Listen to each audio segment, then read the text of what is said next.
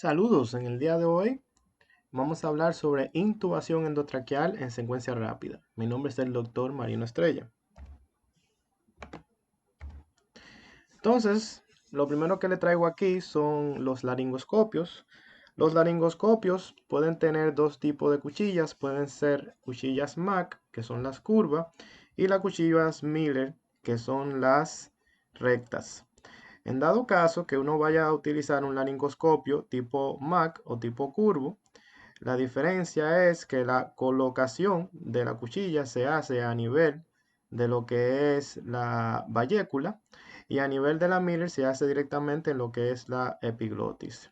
Ya esto es una cuestión de técnica. Hay quienes prefieren más las curvas y hay quienes prefieren más la Miller. Hay personas que recomiendan que en los pacientes pediátricos se puede utilizar, se recomienda más la Miller, pero en realidad todo es cuestión de la técnica. Y si te sientes más cómodo con una curva, lo puedes hacer también perfectamente con una curva. Aquí tenemos lo que es el tubo endotraqueal. En el tubo endotraqueal vamos a elegir su diámetro, o sea, su número, dependiendo si son mujeres o hombres. Se recomienda en las mujeres de 7.5 a 8 y en hombres de 8 a 8.5. En caso de que sean pacientes pediátricos, se utiliza esta fórmula de edad más 4 dividido entre 4 en el caso de los pacientes pediátricos que tengan por encima de 2 años. Luego entonces de que realizamos la intubación endotraqueal, pues entonces el paciente se conecta a este equipo, que es el ventilador mecánico. Hablaremos del ventilador mecánico y de la ventilación mecánica en otro video. Entonces, cuando vamos a realizar una intubación endotraqueal, hay que tener muy en cuenta que lo importante no es intubar el paciente, sino es ventilar el paciente.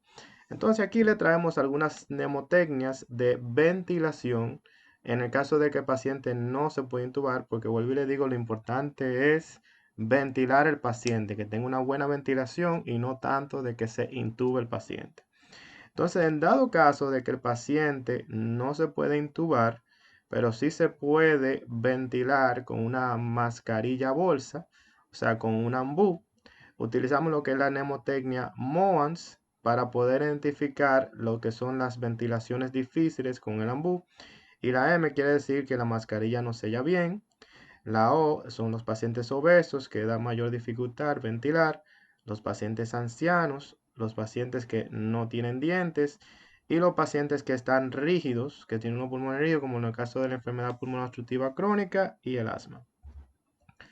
También tenemos que hay dispositivos extraglóticos, como por ejemplo la mascarilla laringea, y también utilizamos una mnemotecnia, que es la mnemotecnia ROTS, para identificar lo que son dispositivos extraglóticos que van a presentar dificultades. Y ahí tenemos la R de Restricted Neck Movement, o sea, de movimientos con el cuello restringido. Obstrucción, de que hay alguna obstrucción en la vía aérea. Disrupted o Distorted Airway, o sea, que hay una vía aérea anormal. Y stiff igual para los pacientes que tienen pulmones que son rígidos. O sea, volvemos a decir lo mismo, enfermedad pulmonar obstructiva crónica y asma. También tenemos la mnemotecnia SHORT para poder identificar la que van a ser las cricotiroidectomías difíciles. Esto en dado caso de que un paciente no se pueda intubar porque tiene, por ejemplo, un edema de glotis y entonces se tiene que realizar una cricotiroidectomía. Utilizamos lo que es la mnemotecnia SHORT para poder identificar lo que van a ser cricotiroidectomías difíciles, y tenemos los pacientes que han tenido cirugía a nivel del cuello, los pacientes que tienen hematomas a nivel del cuello, los pacientes obesos que tienen un cuello corto, los pacientes que están actualmente recibiendo radioterapia en esa área y los pacientes que tienen tumores en esa área hacen que la cricotiroidectomía sea un procedimiento más difícil. Entonces, cuando vamos a evaluar un paciente para realizar una intubación endotraqueal en secuencia rápida, utilizamos lo que es la mnemotecnia el limón para saber si la vía aérea es un limón. Y como podemos ver aquí, la L quiere decir de si luce difícil, la I es de identificar y ahí utilizamos lo que es el 332, que le voy a explicar en un momento qué quiere decir 332. básicamente hablando de la apertura de la boca, distencia tiromentional y distencia tiroidea. Tenemos la M de Mallampati, la U de obstrucción, obesidad y la N de no puede mover el cuello. Y vamos a ver esto de manera detallada. Vamos a empezar con la L. La L quiere decir desiluce difícil. Esto es viendo el paciente, viendo si tiene una mandíbula corta, si tiene una lengua grande, si tiene el cuello corto, si un paciente de trauma que tiene un collar incervical o si tiene dientes grandes. Simplemente con ver el paciente ya tenemos una idea de si esa intubación endotraqueal será difícil o no. Luego vamos con la I de identificar del 332. Aquí vemos lo que es la apertura vocal, donde se ponen 3 dedos y un paciente que puede abrir la boca y entonces puede introducir los 3 dedos, pues se predice que podría ser de menos dificultad, o sea, más fácil.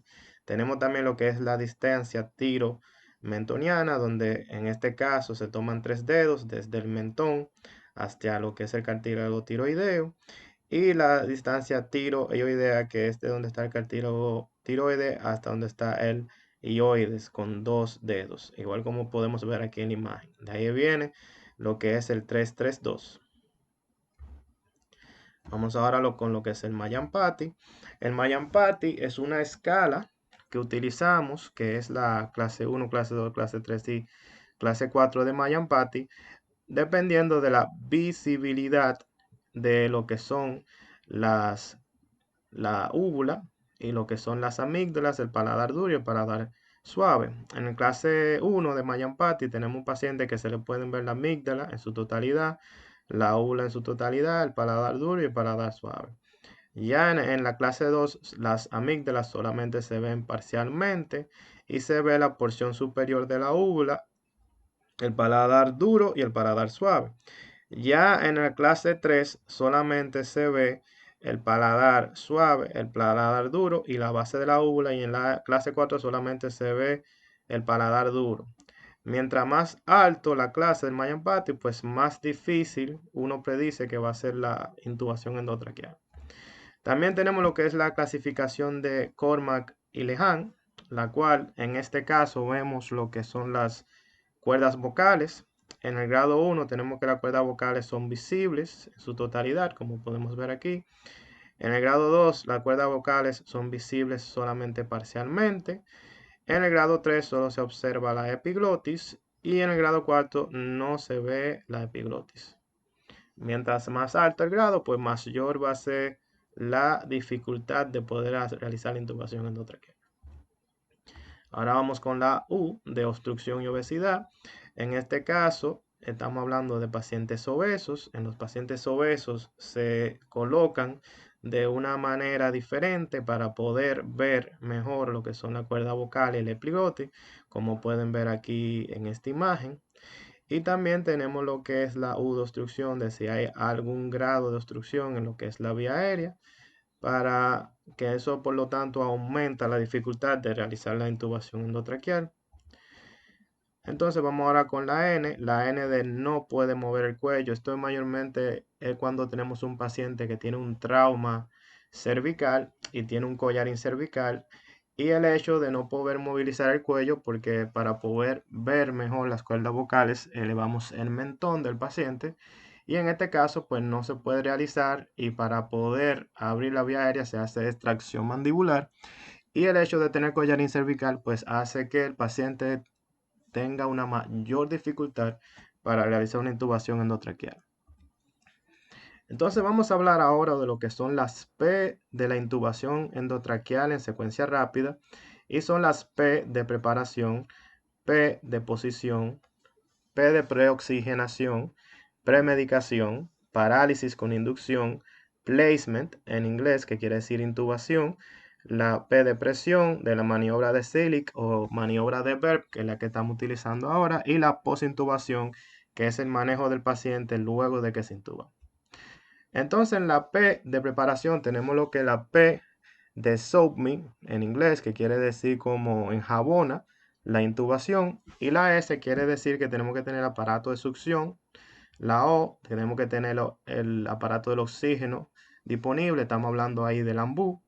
La A de aire, de que tenemos que ver que el laringoscopio pueda prender su luz y que no haya inconveniente con el laringoscopio y que esté disponible, que tengamos el tubo endotraqueal listo y probado, que tenemos que ver si cuando le inflamos el aire se infla el globo de protección en el laringoscopio y buscar un tubo endotraqueal adecuado, dependiendo si es mujer, si es hombre o dependiendo de la edad del paciente. La P de pharmaceuticals, eso quiere decir de los medicamentos que vamos a utilizar, lo que es premedicación, sedación y parálisis, tenerlo todo ready para poder administrarlo. Lo que es la monitorización, la M de monitorización, porque el paciente tiene que estar monitorizado, saber su presión arterial todo el tiempo, su saturación, su frecuencia cardíaca, su ritmo, su trazado. Porque recuerden que vamos a utilizar sedantes y el paciente, si está hemodinámicamente inestable, podría caer en parada cardiorrespiratoria.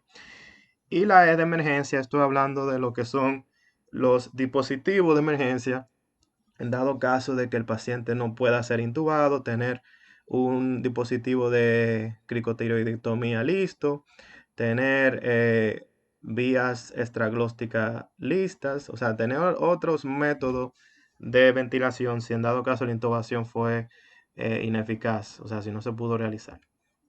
Aquí tenemos todos los equipos que vamos a utilizar. Fíjense, tenemos aquí el laringoscopio, el tubo endotraqueal con su guía, la succión, la jeringa para poder administrar el aire en el tubo endotraqueal luego de que introducimos el tubo, lo que es la mascarilla para el ambú, lo que son los dispositivos para mantener la vía aérea permeable como la cánula de Mayo y ZO, y esto es un detector colorimétrico para poder identificar si el paciente realmente fue intubado. Esto lo veremos un poquito más en la post-intubación.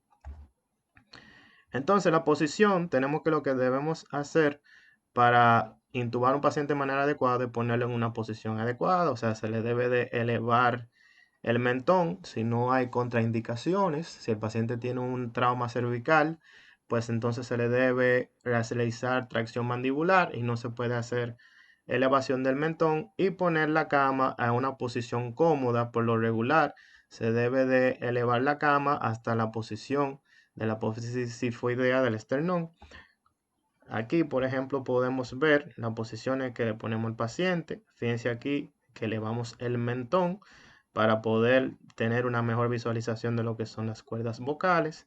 Y aquí estamos poniendo una posición especial en el caso de que el paciente sea obeso, donde le ponemos esta rampa, como podemos ver, para ver mejor las cuerdas vocales. Aquí fíjense que tenemos la posición de la cabeza del paciente a nivel de lo que es la posición sifoidea del esternón. Y entonces a este nivel es que realizamos la intubación endotraqueal, tratando de mantener una espalda recta y elevando el mentón del paciente si no tiene contraindicación. Antes de realizar la intubación como tal, debemos preoxigenar al paciente. No se le debe realizar presión positiva, como podemos ver aquí en la imagen. Se realiza una preoxigenación con ambú a 15 litros por minuto. No se realiza presión positiva a menos que sea necesario. Y se trata de mantener la saturación del paciente por lo menos en 100% por 2 a 5 minutos, siempre y cuando sea posible. La premedicación es cuando estamos ante un paciente que tiene una condición específica en la cual tenemos que medicar antes de realizar la intubación. Por ejemplo, los pacientes que tienen bradicardia, se le administra atropina. También se le administra atropina en los pacientes pediátricos para mitigar lo que es el efecto bradicárdico que se produce por la laringoscopía. En los casos de los pacientes que tienen un trauma craneoencefálico, se le incluye la lidocaína durante la intubación para amenorar lo que son los efectos de aumento de presión intracraneal durante la intubación. O sea que dependiendo el caso del paciente se premedica. Si por ejemplo el paciente también tiene inestabilidad hemodinámica, está hipotenso, también se incluyen vasopresores o se realiza una hidratación con fluidos antes de hacer la intubación. Ya en cuanto a la parálisis con inducción, tendremos otro video donde hablaremos de manera detallada sobre los sedantes y los paralizantes, pero aquí le traigo algunos inductores como el etomidato, el tiopental, la ketamina, el midazolam y el propofol que se utilizan como sedantes inductores.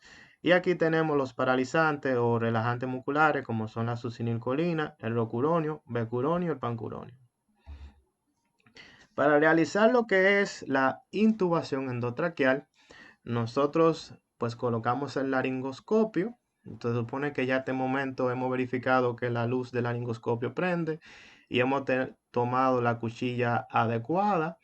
O sea, las cuchillas normalmente van de 1 a 4. En la mayoría de los adultos utilizamos el 4 o el 3, pero mayormente el 4.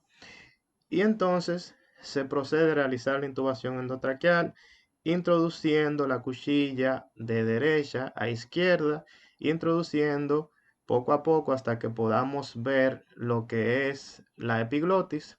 Y en dado caso de que sea una curva, pues colocamos la cuchilla en lo que es la base de la lengua, entre lo que es la epiglotis y la cuerda vocal, que ahí está la vallécula.